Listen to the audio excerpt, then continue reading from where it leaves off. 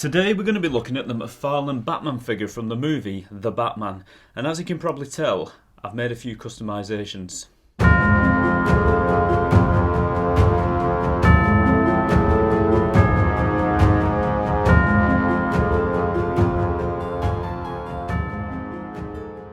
Like I said, today I'm going to be showing you my customised version of the Batman figure that I actually did myself. Now, when the McFarlane Batman figure was released, it was met with a little bit of criticism. You either loved it, hated it, or you met somewhere in the middle. Now, I think anybody who owns this figure will have a hard time denying that it is actually a very good figure, and it is quite screen accurate.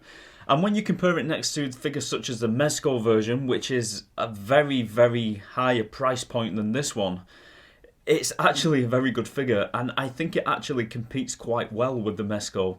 Obviously, the Mezco will probably be the better quality figure, but for the price point, this is absolutely fantastic. But it weren't without its problems. The paint job on the actual figure was a little bit lackluster, you could say. There weren't a lot of details put into the suit. Now, I must admit, the thought of me actually taking a figure off my shelf and customising it myself fills me with dread a little bit, because I don't consider myself to be that good at it, and I don't want to ruin a figure that I've already paid money for. But I thought with this figure I'd give it a shot. Because the figures are only about £20 each, I thought if I mess it up, I can always just buy another one. Plus, it looks easy enough to do. I thought to myself, you know, even you can't mess this up. And I think looking at it, I did a pretty good job. And if I can do it, trust me, you can do it as well. Now I'm going to bring the camera forward and I'm going to talk you through some of the very simple steps that I took to customise this figure. And I just want to say thank you very much to Jimbo's Customs, who actually directed me on how to do this. And he actually provided the pleather for the cape as well.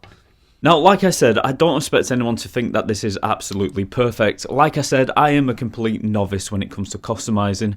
But saying that, I don't regret doing this one little bit. I'm actually quite happy that I did do it, because I think it looks a lot better than the figure that we initially got out of the box.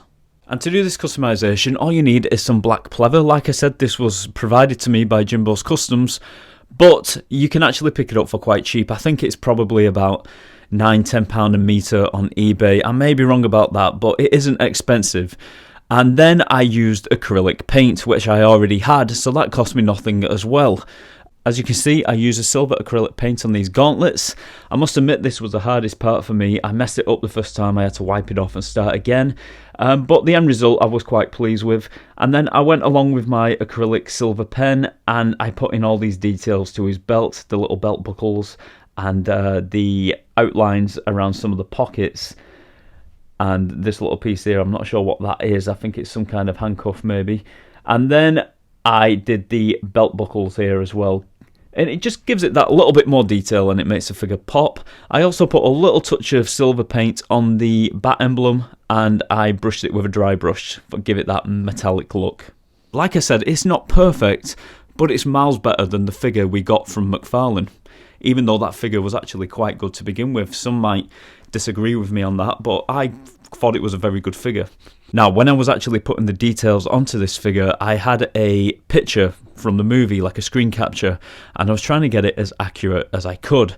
I noticed in the movie he has these little gold markings on the corner of his arms, so I tried to put them in the best I could. They're not perfect, but it's there, and it's that little bit more detail that weren't on the original figure that makes it now stand out more.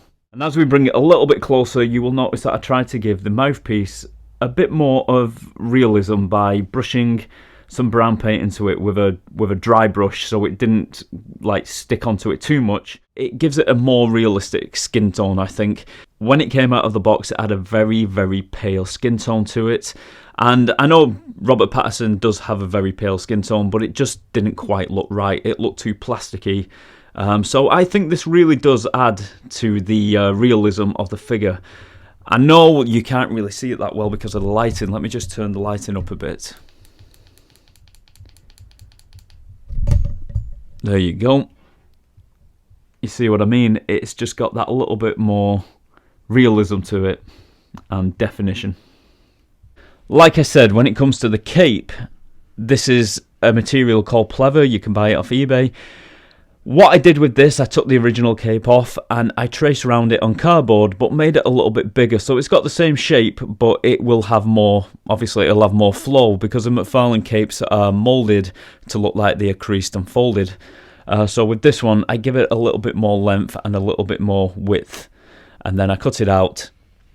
And then by removing the old cape, you had a little bit of a gap underneath the chest piece here where you could actually tuck in the cape, and I glued it down, and luckily it glued down quite perfectly.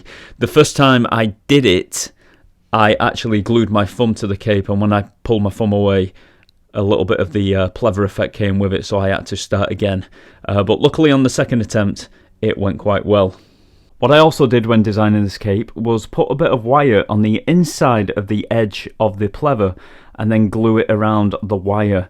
Now, like I keep saying, I'm not a perfect customizer, and if you move the Batman figure a little bit closer, you can see there where I've made my mistake. So be very careful when you're doing the wire because it will punch through the cape. It's an easy fix, I can just push it back through and then fold the cape round it. But, you know, we're not perfect, but we can get some pretty good results with just a little bit of patience and work. Now, the main reason I did this video today is because I've been seeing a few reviews going around on the internet about this figure, and every single review I've watched, they've kind of been disappointed with the figure, rightfully so. It wasn't perfect, it had issues, it's got the side eyes, the paint application weren't great. But what I'm trying to tell you is that with maybe an hour of your time and the right materials and a little bit of patience, you can make it look a lot better. And if I can do it, so can you.